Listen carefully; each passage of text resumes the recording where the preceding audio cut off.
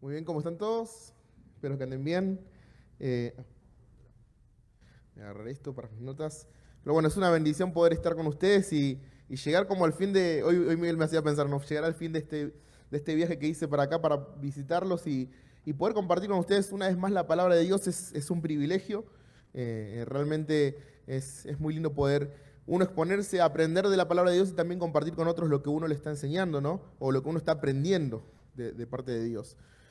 Los voy a invitar a que abran sus Biblias en el libro de Hechos, ¿sí? Capítulo 1.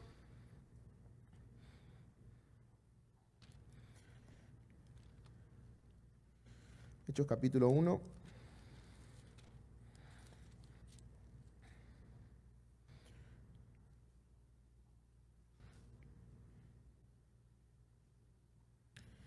Y vamos a leer desde el versículo 6 al versículo 8, que dice: Entonces los que se habían reunido le preguntaron diciendo: Señor, ¿restaurarás el reino de Israel en este tiempo? Y les dijo: No os toca a vosotros saber los tiempos o las sazones que el Padre puso en su sola potestad, pero recibiréis poder cuando haya venido sobre vosotros el Espíritu Santo, y me seréis testigos en Jerusalén, en toda Judea, en Samaria y hasta lo último de la tierra. Oramos. Padre Dios, te agradecemos porque durante todo este tiempo venimos estudiando y vamos a seguir estudiando seguramente sobre las misiones, Señor. Gracias porque tú eres un Dios misionero, un Dios que nos involucra en la misión. Padre, queremos aprender más cómo ser parte, cómo ser testigos de lo que una vez experimentamos en nuestra salvación. Y sabemos que esa es tu misión, Señor. Poder llegar a las personas que se están muriendo en sus delitos y pecados y hacerles ver con sus ojos, Señor, al Dios de amor que extendió sus brazos un día en la cruz para darles la salvación. Te pedimos que nos hables, Señor, en el nombre de Cristo Jesús. Oramos. Amén. Y esa es la invitación de hoy, es a ser testigos. No venimos estudiando de las misiones y sabemos que Dios es un Dios misionero y esa invitación a las misiones se extendió. Y sé que muchos de ustedes han estado escuchando, percibiendo con sus oídos espirituales lo que Dios viene hablando. Sabes que no te canses de eso porque Dios continuamente quiere hablar con nosotros y nos quiere hacer entender su voluntad. ¿Sabes qué? Algo hermoso y algo que me gusta es que yo puedo leer un pasaje, yo puedo estudiar algo y Dios me puede hablar algo a mí, pero seguramente va a hablar algo personal y específico a tu vida, algo que Él quiere marcarte. Así que no te pierdas la oportunidad de escuchar lo que Dios tiene para vos, ¿sí? Y acá el énfasis que quiero hacer es el versículo 8 de Hechos capítulo 1, donde se va estableciendo esta iglesia, ¿sí? El libro de Hechos vamos viendo cómo se va estableciendo la iglesia de Jesucristo y acá nos encontramos con lo que son los comienzos, ¿no? de la iglesia primitiva y ese momento donde van a haber muchas transiciones, ¿sí? Van a haber muchas transiciones en este libro, pero vemos este primer momento donde Jesús dice: ¿saben qué? Cuando el Espíritu Santo venga a sus vidas, el Espíritu Santo mismo le va a dar ese poder para poder cumplir la misión que yo les dejo, para cumplir la gran comisión, ¿no? que Cristo le dejó a sus discípulos y que también hoy hace eco en nuestras vidas y somos parte de eso. Y esa es la responsabilidad que tenemos de ser testigos. ¿Sí? Hablamos en algunos momentos, en algunas reuniones, qué significa ser un testigo, que es poder dar un testimonio de algo, ¿no? Nosotros damos el testimonio de quién es Jesucristo en nuestras vidas. Pero ¿qué significa esto?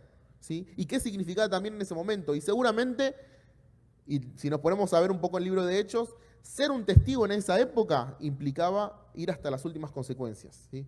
Ir hasta las últimas consecuencias, lo que llevaba muchas veces era a entregar sus propias vidas. Vemos a Esteban, ¿no? En el libro de Hechos, que por proclamar el nombre de Jesucristo, ¿no? Lo apedrearon y él dio su vida, ¿no? Testificando de su Salvador. Ahora, quizás a nosotros hoy no nos toca llegar a estas últimas consecuencias, pero sí nos hace pensar acerca de qué estamos dispuestos a hacer para ser testigos. Esa es la invitación que tenemos hoy, porque Jesús le marca a la iglesia primitiva, al comienzo de la iglesia, en dónde ellos iban a comenzar a ser testigos, ¿sí? Y les marca tres aspectos de esto. En primer lugar, Él les dice: me seréis testigos en Jerusalén, donde estaba formándose la iglesia primitiva, y en toda Judea, que eso es el área circundante a ellos, lo más cercano, lo más familiar, ¿sí? Y nosotros lo vamos a comparar a esto con el hecho de nuestra familia, nuestro hogar, nuestra casa, ¿no? Es importante ser testigo en la casa.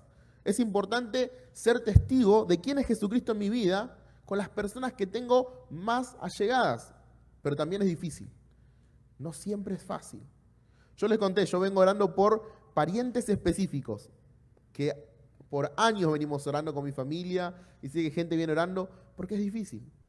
Cuando yo les quiero hablar de Cristo, seguramente te van a poner un alto. Ya sé lo que hacen, ya sé de qué se trata, no me vuelvas a hablar de eso. Es difícil, no es fácil. Pero hay una responsabilidad que Cristo está marcando ahí, ser testigos en casa. Porque Jesús le dijo, y me seréis testigos en Jerusalén, donde ellos vivían, en Judea, la zona en la que ellos se movían, donde estaba su cultura, donde ellos, podríamos decir, estaban cómodos. Y realmente nuestro hogar es un lugar de comodidad. Nuestro hogar es un hogar de familiaridad. Sabemos con quiénes hablamos y muchas veces lo damos por sentado, pero es importante. Hace unos días le compartía al pastor Miguel, me comuniqué con un chico que fue mi aconsejado en el Instituto Bíblico de Palabra de Vida. Él vive acá en Estados Unidos y cuando lo fui a ver, porque él vive en Pensacola justo antes de venir para esta zona, compartimos un tiempito, ¿no? Y él me contaba, mi hermano está por salir de la cárcel y va a venir a verme, va a vivir conmigo. Y él ya tenía todo un plan, todo un sueño de lo que iba a hacer con su hermano. Hermoso. Él lo iba a ayudar a su hermano a tener esa segunda oportunidad. Y hace unos días él puso un posteo en Facebook que yo leí y le escribí enseguida porque él puso algo diciendo que su hermano había fallecido. Entonces me pongo en comunicación con este chico y él me dice, lo encontré en la bañera, tenía una jeringa. Fue una sobredosis y falleció en sus brazos. Y él a lo último me dice, nunca tomes por sentado lo que podés decirle a tu familia. Nunca tomes por sentado cuántas veces le puedes hablar de Cristo a tu familia. Y la verdad que eso impactó mi corazón porque es verdad, lo damos por sentado. Pero Cristo, sabiendo eso, los animó, ¿sí? Los animó a ser testigos, porque el ser testigo marca también un distintivo, ¿sí? Y hay un distintivo de amor en el ser testigo, ¿sí? Hay un distintivo de amor que Cristo quería que sus discípulos marquen. Ahí en Juan capítulo 13, versículo 34 al 35, si querés lo puedes buscar después, pero Jesucristo está hablando con sus discípulos y les dice a sus discípulos que en esto los demás iban a conocer que eran seguidores de Jesús, en que se amen los unos a los otros. En que se amen los unos a los otros. ¿Sabes qué es lo primero que mi papá vio cuando fue a una iglesia? Cómo la familia de Dios se relacionaban. No había odio, no habían gritos, era un ambiente totalmente diferente. El distintivo del amor es un aspecto en el cual nosotros vamos a poder dar testimonio en el lugar donde muchas veces no vamos a poder hablar, porque ya nos escucharon muchas veces. En donde muchas veces nos van a decir, hey, ya sé lo que vas a decir. Esa es la respuesta que a mí me dan. Ya sé lo que vas a decir, ¿no? El distintivo de amor era lo que Cristo dijo que iba a impactar las vidas. Porque no es el amor que yo puedo tener humanamente, es el amor que Dios me da para poder amar a los demás. Y ese amor ágape, ¿no? Ese amor sacrificial, ese amor incondicional, ese es el amor que Cristo quería que sus discípulos reproduzcan entre ellos para que los demás sepan que son seguidores de Jesús. También está el distintivo de la santidad. Fíjate ahí en Efesios capítulo 4. Pablo le está hablando a la iglesia. Y en Efesios capítulo 4, versículos 22 al 24, lo vamos a leer rápidamente.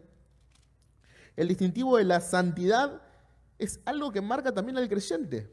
Porque la verdad que Pablo siempre le hablaba a los grupos de cristianos, no a los santos.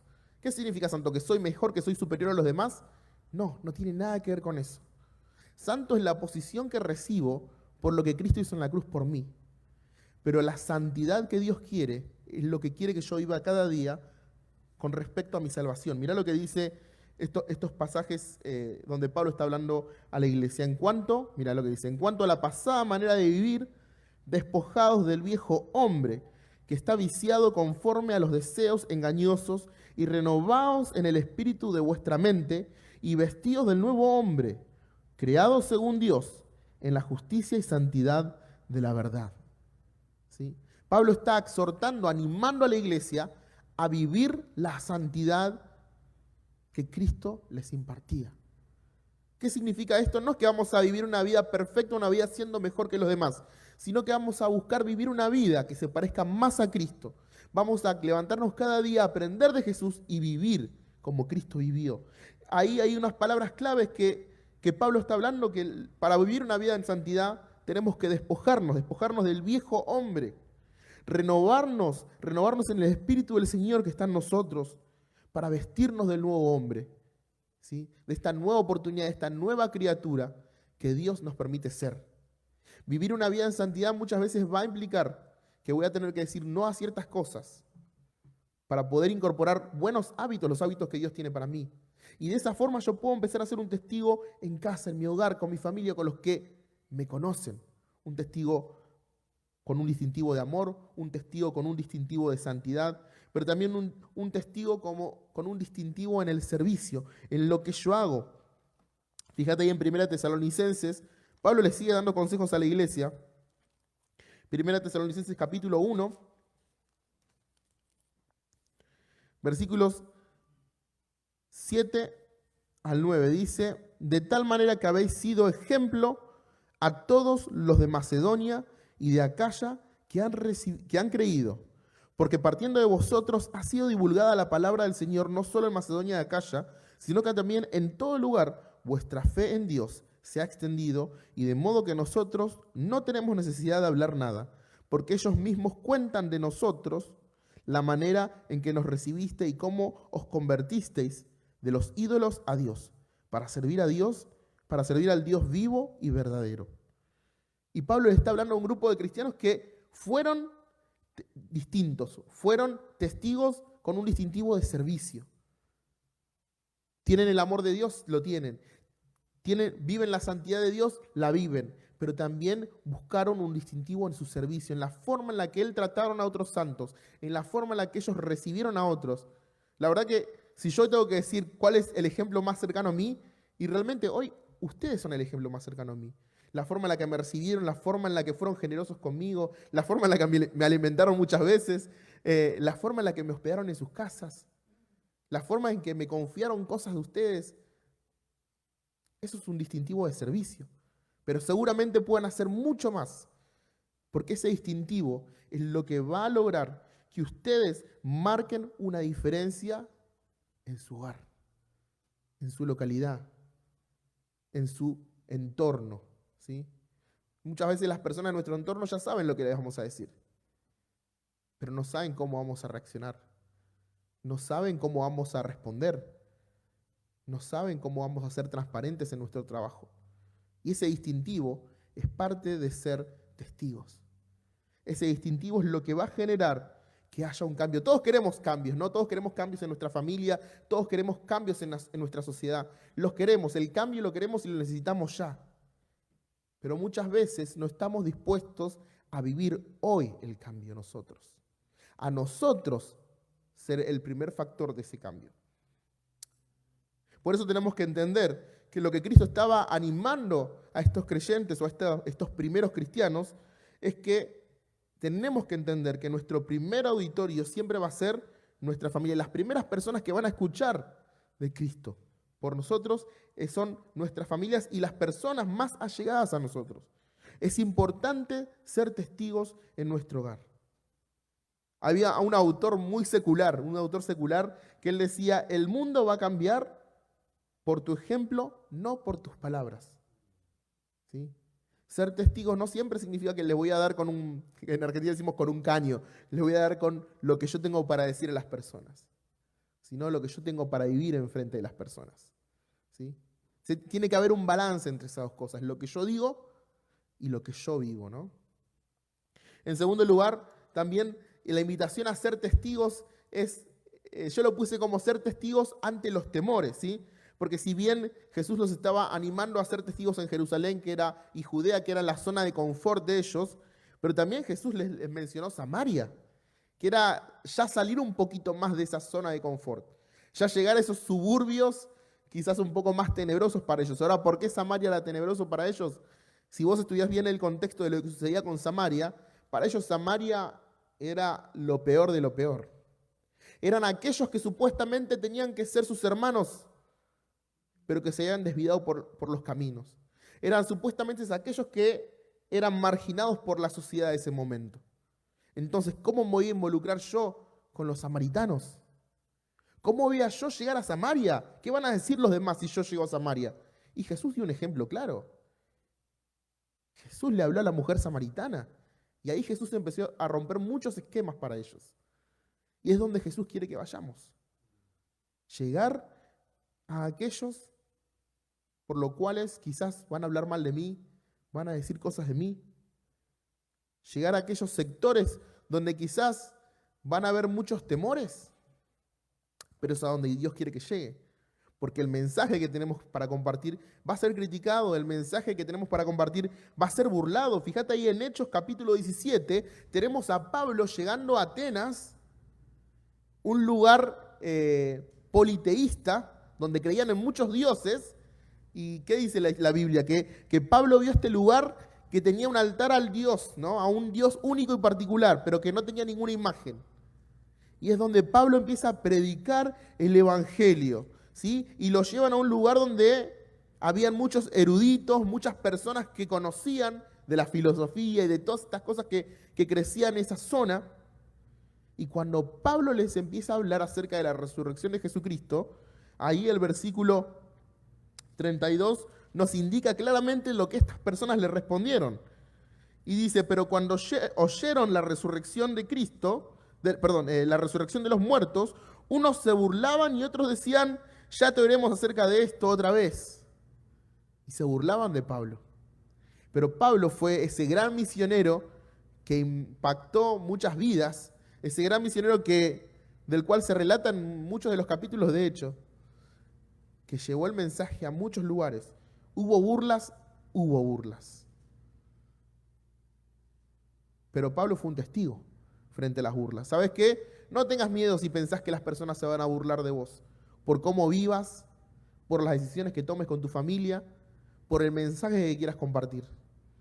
No tenemos que tener temor de las burlas, porque no se burlan de nosotros, sino se burlan de Cristo, ¿sí? Y Dios es un juez justo. También del rechazo. Juan capítulo 15 me encanta, porque ahí está hablando Jesucristo, está hablando con sus discípulos, ya es la cuenta regresiva a la cruz, ¿no? Y Jesucristo los empieza a animar, porque Jesucristo los encuentra con un corazón un poco turbado, dice el capítulo 14. Entonces en el capítulo 15 Jesús les empieza a hablar acerca de ciertas situaciones que pueden llegar a suceder con ellos. Y en el versículo 18 dice, si el mundo os aborrece, sabed que a mí me ha aborrecido antes que a vosotros. Y Jesús les está diciendo, ¿sabes qué? Todo lo que el mundo te puede hacer, todas las críticas, todas las burlas, todo el rechazo, o incluso, fíjate el tercer punto que puse ahí, todo el sufrimiento que este mundo te puede hacer vivir. Fíjate lo que les dijo en el versículo 20, acordados de las palabras que yo os he dicho, el siervo no es mayor que su señor, si a mí me han perseguido, también a vosotros os perseguirán, si han guardado mi palabra, también guardarán la vuestra. Y Jesús les hacía entender, ¿saben qué? Pueden haber burlas, pueden haber rechazos, puede haber sufrimiento al tener que ser un testigo. Pero hay algo que me encanta, que Jesús se los decía a diario a sus discípulos. En el mundo tendréis aflicciones, mas confiad, yo he vencido. Las palabras de nuestro Salvador, las palabras de aquel que nos envía, las palabras de aquel que te envía. ¿Y sabes qué? Seguramente, como en el capítulo 14 te dije, los discípulos tenían el corazón turbado. Muchas veces se nos va a turbar el corazón, ¿no? Yo no soy quien para decir, a mí nunca me pasó, me ha pasado. Pero cuando uno recuerda las promesas y las palabras de Jesús, ese corazón turbado, que la imagen que da es cuando agitas un agua clara y se levanta todo el barro y no se puede ver la transparencia. Bueno, toda esa basura se empieza a sentar y hay claridad. Y uno puede ver a través. Uno puede ver a dónde va. Ese corazón turbado se empieza a calmar por las palabras de Cristo. Como cuando Cristo se paró en esa barca y le dijo a la tempestad, basta. Todo se calma y uno entiende el propósito, uno entiende el fin. Uno puede ser testigo en su hogar y testigo también ante los temores. Pero también algo muy importante que Jesús animó a sus discípulos a hacer es poder ser testigo ante todos. ¿Por qué? Porque Jesús les terminó diciendo que tenían que ser testigos hasta lo último de la tierra. Y esa misión es importante. De alguna forma tenemos que estar conectados con esto. De alguna forma tenemos que ser testigos, no en nuestra Jerusalén, en nuestro hogar, en nuestra Judea, en nuestra zona donde estamos cómodos y donde sabemos y donde nos conocen, en Samaria, esos lugares que quizás no pisaríamos nunca, pero también buscar la manera de llegar hasta lo último de la tierra, buscar la manera de tener esa conexión, de decir, tenemos que hacer que el Evangelio llegue a esos rincones donde nadie está llegando. Tenemos que hacer que aquellos que no tienen oportunidad de escuchar, tengan oportunidad. ¿Sí? Y lo tenemos que hacer desde donde estamos. Hace poquito el Señor me llevó a estudiar unos pasajes que no les voy a hacer todo el estudio por una cuestión de tiempo, pero sí los quiero llevar a simplemente reflexionar dos cositas que Dios me hizo reflexionar pensando en esto. En Santiago capítulo 2, versículos 1 al 4, se menciona algo que quizás muchas veces lo tomamos por sentado, no hacer acepción de personas, ¿no? Y Santiago está hablándole a estos creyentes, ¿sí? A estos creyentes a poder tomar este desafío de vivir de una manera diferente. Cuando algunos simplemente buscaban las apariencias, cuando algunos quizás le daban el primer lugar a las personas ricas y con mucha plata, y trataban de una forma desprestigiada a aquel que era pobre, que llegaba, ¿no?, al lugar donde ellos se reunían, Santiago les hacía reflexionar sobre que no tenemos que hacer esto. Y él les dice así, dice, hermanos míos, que vuestra fe en nuestro glorioso Señor Jesucristo sea sin acepción de personas. Porque si en vuestra congregación entra un hombre con anillo de oro y con ropa espléndida, y también entra un pobre con vestido andrajoso, y miráis con agrado al que trae la ropa espléndida y le decís, siéntate tú aquí en buen lugar, y decís al pobre, estate tú allí en pie, o siéntate aquí bajo mi estrado. ¿No hacéis distinción entre vosotros mismos y venís a ser jueces con malos pensamientos? Cuando leía este pasaje, ¿sabes qué convicción vino a mi corazón? Que muchas veces cuando a mí me toca compartir el Evangelio en las calles o con personas aleatorias, digamos, uno en el fondo de su cabeza decide a quién le habla y a quién no. En Argentina solemos agarrar un montón de folletos y empezar a ir por la calle entregando folletos. Y cuando yo reflexionaba en este pasaje, le tuve que pedir perdón al Señor. Porque muchas veces cuando mi responsabilidad es ser testigo ante todos, yo soy el que hace excepción de personas. Miro a una persona y digo, este no va a leer el folleto, ¿para qué se lo voy a dar? ¿Para que lo tire? O me cruzo con una persona y digo, no le voy a hablar, no creo que tenga oportunidad. Yo estoy haciendo excepción de personas cuando hago eso. Usted también. No podemos hacer excepción de personas. Desde el lugar en el que estamos, podemos llegar a todo el mundo. Hoy hay algo que muchas veces nos damos cuenta que es tan diferente del pasado, que es la globalización. La globalización es que gente de Argentina nos pueda estar viendo ahora. Gente en cualquier punto del mundo puede estar en contacto con nosotros. Gente de muchos lugares pueden estar aquí cerca. Latinos en Estados Unidos. Y muchas veces hacemos acepción de personas por distintas circunstancias culturales, sociales, ideológicas. Pero Cristo nos mandó a ser testigo ante todos, incluyendo a mis enemigos. Mateo capítulo 5, versículo 44 al 47. Me encanta lo que Jesús estaba diciendo ahí, porque Él está dando un sermón que nosotros clasificamos como el Sermón del Monte, unas listas de enseñanzas que iban en contra de las falsas enseñanzas del momento. Y Jesucristo confronta a sus discípulos y a los oyentes de ese lugar a pensar de una manera radical, a pensar de una forma diferente. Porque cuando Jesús les dice, pero yo os digo, amad a vuestros enemigos, bendecid a los que os maldicen, haced bien a los que os aborrecen y orad por los que os ultrajan y os persiguen, para que seáis hijos de vuestro Padre que está en los cielos, que hace salir su sol sobre el malos y buenos, y que hace llover sobre justos e injustos, porque si amáis a los que os aman, ¿qué recompensa tendréis? ¿No hacen también lo mismo los publicanos? Y si saludáis a vuestros hermanos solamente, ¿qué hacéis de más? ¿No hacen también así los gentiles? Sed pues vosotros perfectos como vuestro Padre que está en los cielos es perfecto. Y me encanta esa enseñanza, porque si Jesús quiere que yo sea testigo ante todos, hasta lo último de la tierra, esto incluye a aquellos que uno podría considerar enemigos, aquellos que quizás en algún momento te mostraron odio y maldad. ¿Orás por esas personas como Cristo nos enseña? Cristo nos está desafiando a tener un amor perfecto. ¿Y sabes qué significa esto? Realmente la palabra perfección no la podemos incluir en nuestras vidas porque no somos perfectos.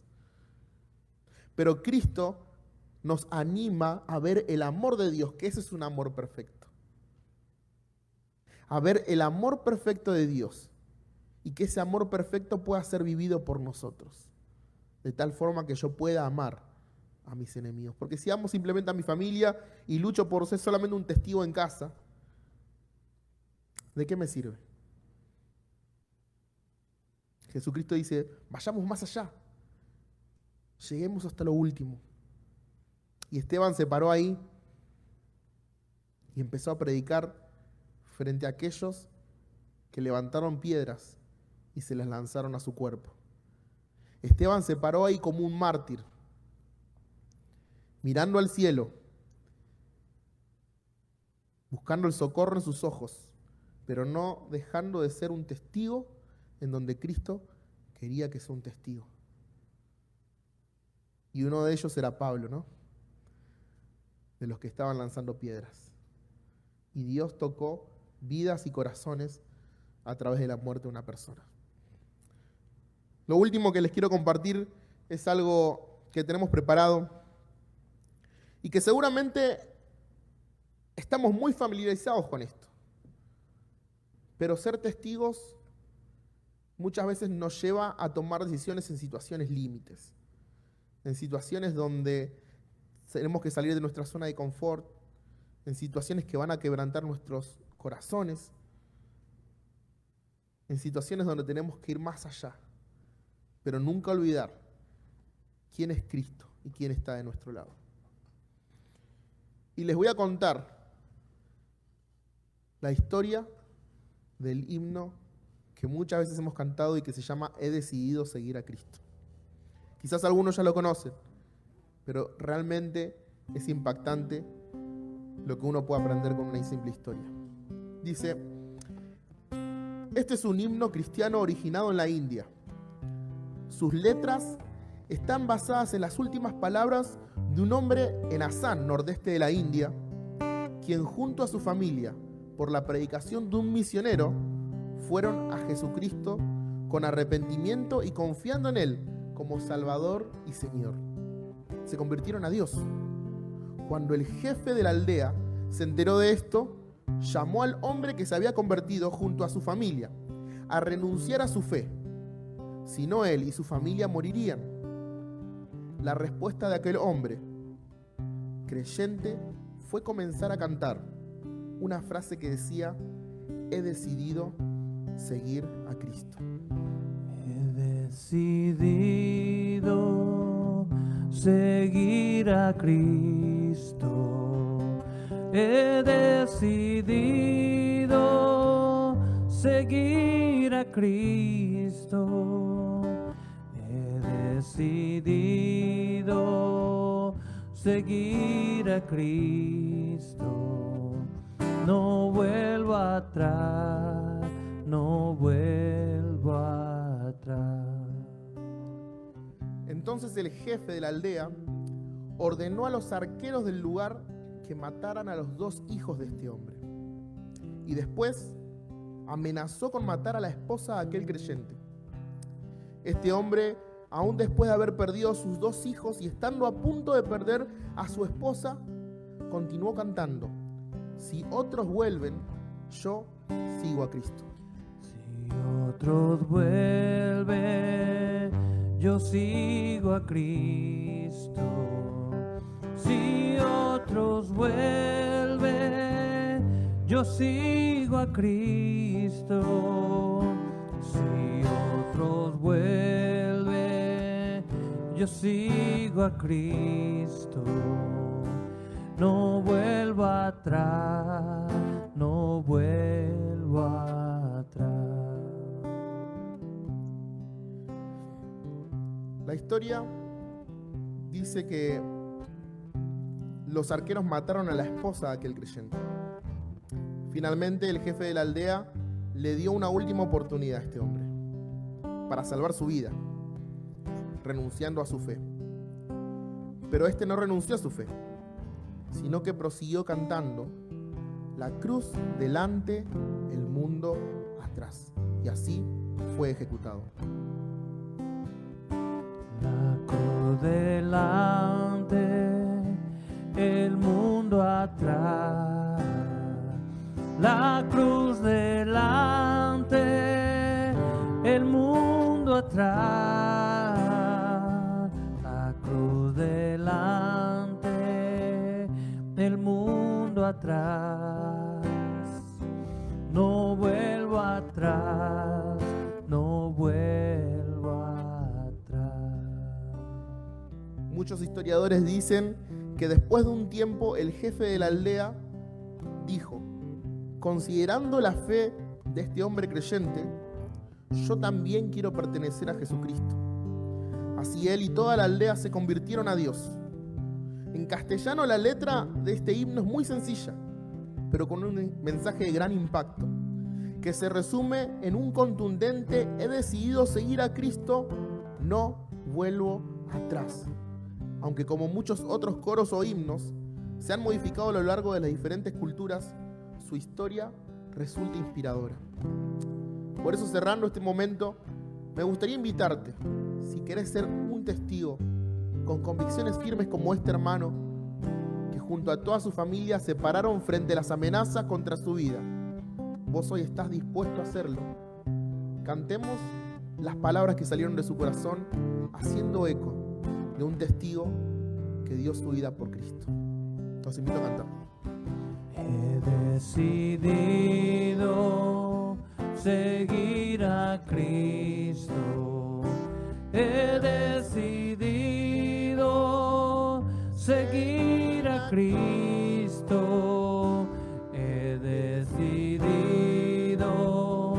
seguir a Cristo.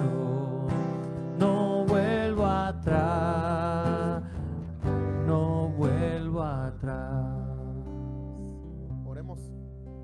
Padre Dios, gracias por este hermoso momento. Gracias por la reflexión que podemos tener en los mandatos de Cristo.